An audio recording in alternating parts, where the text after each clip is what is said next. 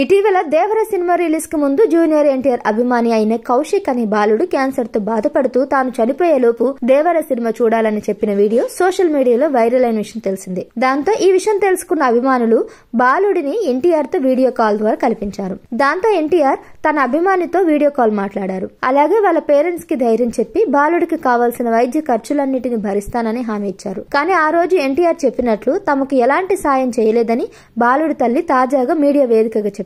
తన కొడుక్కి bone marrow transplantation అయింది, ప్రస్తుతం కోలుకుంటున్నాడు, అందుకే మీ అందరికీ థ్యాంక్స్ చెప్పడానికి మీడియా ముందుకు వచ్చానని చెప్పిన ఆమె కొడుకు ట్రీట్మెంట్ కు జూనియర్ ఎన్టీఆర్ నుంచి ఎలాంటి సహాయం అందలేదని అన్నారు.